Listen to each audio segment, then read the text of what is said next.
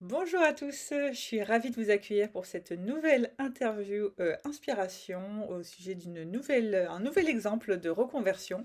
Aujourd'hui, j'ai le plaisir d'accueillir, Alexandra qui est passée du monde des finances à l'accompagnement d'entrepreneurs. Salut Alexandra! Bonjour. Alors Alexandra, je te propose de rentrer directement dans le vif du sujet et de nous raconter un peu, ton parcours justement. OK. Alors donc moi je suis Alexandra, donc j'ai 39 ans. Alors j'ai eu un parcours, d'abord, d'études en école de commerce, et ensuite j'ai commencé ma carrière dans le conseil. Donc j'ai été consultante pendant une dizaine d'années chez Accenture et j'ai participé essentiellement à des gros projets, de systèmes d'information, des projets de transformation auprès des équipes finances, effectivement, comme tu l'as dit. Donc avec plusieurs gros clients et au bout de ces 10 années, palpitantes de conseil, j'ai eu, vraiment l'envie de venir, m'intégrer dans une entreprise. J'avais vraiment envie d'être en interne, chez, un client ou dans une boîte. Et j'avais un vrai besoin, d'appartenance parce que quand on est consultant, on papillonne un peu à droite à gauche, donc j'avais envie de me sentir appartenir à un groupe et j'ai décidé de venir travailler chez PepsiCo où on a eu l'occasion, de se croiser, toutes les 2, pas forcément professionnellement, mais, autour d'une balle de golf, pendant nos temps de Exactement. loisirs. Voilà. Et donc, chez PepsiCo, j'ai pris un rôle, un peu à l'interface entre les équipes, informatiques et les équipes finances, donc on appelle un rôle de BRM. Donc mon objectif, c'était de faire le pont entre, ces 2 équipes, que ce soit pour les sujets du quotidien, mais aussi pour, les projets de transformation, les nouveaux, développements de produits ou d'outils. Voilà, donc j'ai fait ça pendant à peu près 4 ans. Après, j'ai pris un autre rôle dans une autre entreprise dans l'immobilier commercial qui s'appelle Clépierre, qui était un petit peu, mon job de rêve. Donc on m'a proposé de prendre la responsabilité d'une équipe, toujours sur les sujets de finances et de systèmes d'information, plus près de chez moi avec, l'évolution un peu que je recherchais dans mon job. Donc, j'ai signé tout de suite, et malheureusement ça s'est pas, finalement passé, comme prévu. J'avais un peu atteint, l'objectif que je recherchais, mais je me sentais pas, bien dans ce job. Je me sentais pas, hem, comment dire? Je me sentais pas alignée avec ce que je faisais. Je ressentais plus d'envie en fait, de faire ce métier-là. J'étais plutôt, en train de finalement de me dégoûter au fur et à mesure, de ce métier. Donc j'ai vraiment senti qu'il fallait à ce moment-là de ma carrière que quelque chose change. Je l'ai ressenti, aussi bien, dans mon état d'esprit que même, physiquement. J'ai senti qu'il était temps tout simplement de partir sans pour autant vraiment savoir vers quoi, à ce moment-là. J'avais une petite envie de création d'entreprise qui me titillait, depuis un moment, mais plus dans l'idée de créer quelque chose, mais encore une fois, sans vraiment savoir quoi. Donc j'ai décidé de négocier avec mon employeur, une rupture conventionnelle pour pouvoir justement me consacrer à monter, ce projet qui était encore, extrêmement flou à ce moment-là. Alors ça a été, assez compliqué, de pouvoir, négocier ça. Ils n'avaient pas spécialement envie que je parte. C'était compliqué aussi d'expliquer mon projet puisqu'il était encore, hyper flou à cette époque-là. Je montais une boîte, mais je sais pas quoi. Pas forcément, simple de convaincre, les gens avec, ces explications-là. Mais bon, j'ai fini par réussir à négocier ça et donc dans un premier temps, je me suis dit que j'allais me poser un petit peu, essayer de réfléchir à mon projet, pour la première fois de ma carrière, me dire: «Qu'est-ce que j'ai envie de faire de mes journées? Qu'est-ce que j'ai envie de créer?» Donc j'ai commencé à lire, pas mal de choses, j'ai cherché un petit peu, la formule magique, qui me donnerait la bonne idée de création d'entreprise, j'ai essayé de faire des ateliers de recherche d'ikigai, j'ai essayé, pas mal d'outils que j'ai trouvés autour de moi en ligne pour, finalement me dire, «Je vais me réveiller un matin et je vais savoir exactement ce que je vais faire et je vais savoir, quelle est la parfaite boîte, à créer pour moi». Donc ça n'a pas marché. Ça m'est pas apparu, par magie au réveil, un matin malheureusement. Mais finalement, je savais toujours que cette idée de création d'entreprise me parlait. Je savais que j'avais envie, de me concentrer sur certains sujets qui m'étaient chers, donc l'accompagnement, la formation sont des choses qui me parlent beaucoup, quelque chose en contact avec les autres, le conseil aussi qui était quand même un fil conducteur, de ce que j'avais pu faire, avant. Donc j'avais un peu ces marqueurs en tête et j'ai commencé à me renseigner, sur, voilà, comment on se fait pour créer une entreprise, qu'est-ce qu'il faut faire, comment ça marche, l'administratif, qu'est-ce qu'il faut savoir et mais j'ai trouvé ça, assez compliqué, beaucoup plus que ce que j'avais imaginé à la base. J'ai cherché des infos, partout, en ligne, en comment dire? En consultant des personnes autour de moi. J'ai essayé de comprendre un petit peu, ce vers quoi, j'allais aller et en fait, j'ai trouvé, enfin, vraiment tout et son contraire. Mmh. On m'a conseillé A, puis B, puis C. On m'a dit de manière extrêmement affirmative des choses qui étaient fausses et je me suis rendu compte après qu'elles étaient fausses parce qu'elles n'étaient plus à jour. On m'a conseillé des choses pour me vendre d'autres choses. Enfin, en tous les cas, je me suis retrouvée assez rapidement un peu noyée sous un déluge d'informations, pas ultra claires ni fiables, et un peu découragée, sur mon projet. J'ai plus trop, d'énergie parce que j'en avais mis tellement dans dans toutes ces recherches et à ce moment-là, je me suis dit: «Mais, enfin, si moi je me retrouve dans cette situation-là alors que j'ai du temps, je suis motivée, je sais chercher de l'information», je me suis dit que je devais pas être toute seule à avoir ce genre de problème-là. Ouais. Et je me suis rendu compte en parlant autour de moi avec, des indépendants que c'était la réalité, que beaucoup ne trouvaient pas de réponse, claire à leurs questions. Et c'est là où je me suis dit: «Bah, finalement, pourquoi ne pas créer, l'accompagnement que j'aurais bien aimé avoir moi?» Où, quelqu'un puisse, bah, d'une part, m'expliquer, m'aider à comprendre les différents choix qui s'offrent à moi, m'accompagner sur toutes les questions que je me pose et toutes les formalités administratives et puis aussi, bah, me préparer à devenir indépendante et qu'est-ce que ça change aussi en termes d'état d'esprit au quotidien, à quoi il faut penser, qu'est-ce qu'il faut savoir. Donc voilà comment, j'avais finalement enfin trouvé mon idée. Voilà comment est née ma société. Donc j'ai créé, en 2019, Simplance, donc comme tu l'as dit, avec, laquelle j'accompagne, des indépendants qui, veulent se mettre à leur compte, donc soit des personnes en reconversion, soit, des personnes parfois qui ont été licenciées et qui cherchent à créer leur propre emploi. Et donc je les accompagne sur, tout le parcours de création et de on va dire de naissance de leur projet. Et donc cette entreprise-là, comme, je t'ai dit, je l'ai créée en 2019 et juste après est arrivé, le covid. Donc, voilà, quelques mois après, excellent timing. Donc ça a vraiment mis un gros stop, à mon activité. Mmh. C'était une activité que je voulais, essentiellement, en présentiel, qui s'appuyait aussi sur le fait que beaucoup de gens voulaient se lancer en tant qu'indépendants. Ces 2 choses-là ne fonctionnaient plus. Les gens étaient quand même beaucoup, plutôt dans une posture, de repli, vers le salariat à ce moment-là. Donc je me suis retrouvée un peu, à zéro pendant quelques mois. C'était un petit peu compliqué. Heureusement après j'ai pu, relancer et développer au fur et à mesure, mon activité. Hem Et ça a mis un peu plus de temps que ce que j'avais imaginé au départ Mmh. et donc j'ai cherché d'autres moyens de me développer, de pouvoir, rentrer, l'argent dont j'avais besoin pour faire fonctionner la société et j'ai décidé de multiplier, en fait, les activités. Donc aujourd'hui, je slash un peu entre 3 grandes activités. Donc la première, c'est donc l'accompagnement toujours des indépendants. La deuxième, c'est de la formation.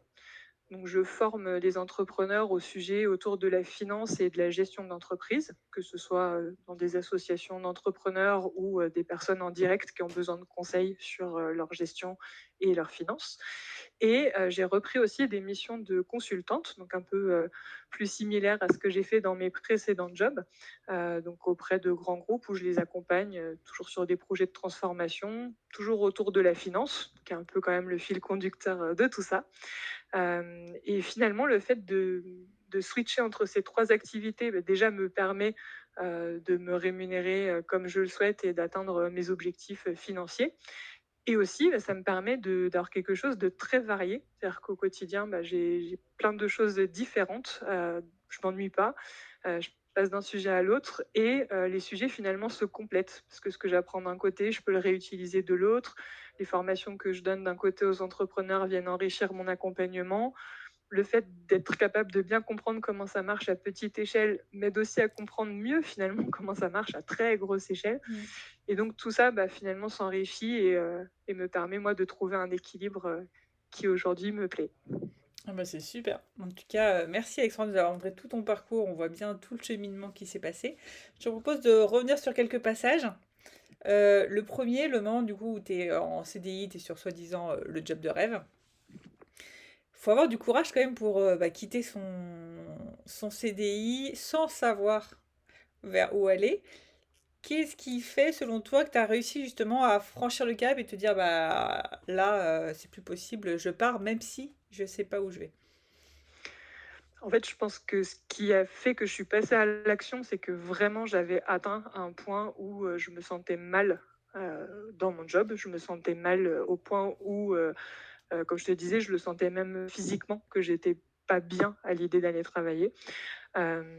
J'avais plus d'enthousiasme, j'avais plus d'énergie à consacrer en fait à cette activité. J'avais pas envie d'en parler, j'avais pas, voilà, j'avais pas envie de développer quoi que ce soit autour de ça. Moi, j'ai besoin de sentir que j'ai de l'énergie pour mes projets, que j'ai les yeux qui brillent quand je parle de quelque chose. Voilà, donc ça, c'est vraiment tous les facteurs qui m'ont aidé à comprendre qu'il fallait que je bouge quelque chose. En même temps, j'ai eu, un décès dans ma famille, d'une personne proche et je pense que ça a vraiment, fait un déclic dans ma tête. Mm. Je me suis dit: «Mais, OK, il faut passer à l'action maintenant» parce qu'en fait, voilà, on ne sait pas de quoi Ouais. demain sera fait donc voilà, je me suis dit: «Les je vais pas attendre 20 ans de trouver, peut-être, ce que je voudrais faire, bah, je vais bouger et puis j'apprendrai en faisant et puis voilà, finalement, je trouverai forcément ce que j'ai envie de faire plus tard». Ok, c'est clair. En effet, quand on arrive à un certain point de non-retour, abandonné, on se pose plus trop la question. C'est ça. Et comment réagit ton entourage du coup? Parce que alors dire à son entourage qu'on part sans savoir où on va, ça doit peut-être pas forcément être très rassurant. Comment les gens ont réagi autour de toi? Alors j'ai eu de la chance parce que mon entourage, proche, famille, compagnons ont été, hyper, hyper support. Même si effectivement ça pouvait paraître un peu bizarre, vu de l'extérieur, finalement, bah, j'ai été hyper soutenue et je pense que tout le monde a aussi senti que voilà, il était temps que ça change et que, bah, voilà, qu'il était temps d'y aller. Ça a été plus compliqué, au niveau pro. Là par contre les personnes avec lesquelles je travaillais n'ont pas du tout compris, ma décision. En grande partie parce que je savais pas vraiment l'expliquer, puisque je savais pas vraiment vers où je voulais aller. Je savais d'où je voulais partir et je savais pas où je voulais aller. Donc on m'a beaucoup, critiquée, on m'a beaucoup expliqué que je faisais une erreur, que, je retrouverais pas de travail après, que, ça allait pas marcher, qu'il fallait que je m'accroche sinon, ça allait, porter un coup à ma carrière. Enfin tout un tas de très bonnes raisons de pas bouger. Clairement, ça m'a fait vaciller sur le coup parce que ma décision était quand même, encore un peu fragile. Je sentais qu'il fallait que je parte, mais j'avais quand même encore beaucoup de doutes, Mm. et beaucoup d'incertitudes. Donc quand des personnes, avec lesquelles, on travaille, expliquent que c'est une erreur, qu'il faut surtout pas faire ça, qu'ensuite on retrouveras pas de job et cetera.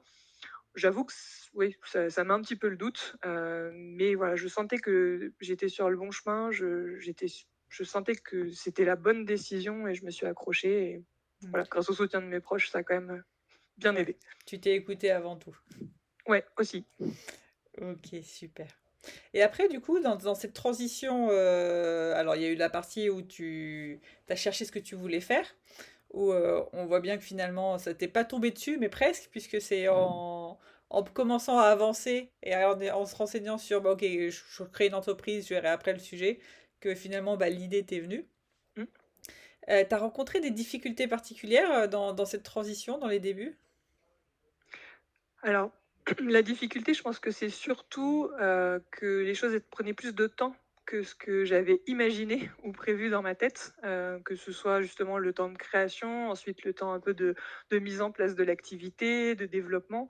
J'avais prévu tout un tas de scénarios. Alors sur le papier, tout marchait, comme sur des roulettes et finalement quand on se confronte à la réalité, bah, les choses ne sont pas forcément exactement comme on les avait imaginées. Donc voilà, je pense que c'était ça moi le point clé. J'ai passé pas mal de temps à imaginer des choses et finalement, c'est uniquement au moment où j'ai commencé à agir, à me confronter à la réalité que j'ai pu, apprendre et m'adapter, aux situations. Ok.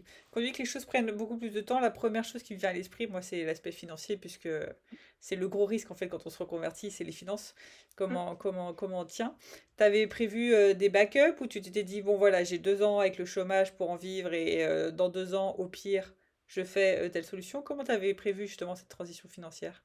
Alors effectivement, j'avais les 2 ans qui m'ont clairement, permis de développer mon activité. Je ne sais pas si je l'aurais fait, sans ça. Je pense que c'était un élément, hyper sécurisant pour moi d'avoir un peu cette période de temps, pour me retourner, on va dire.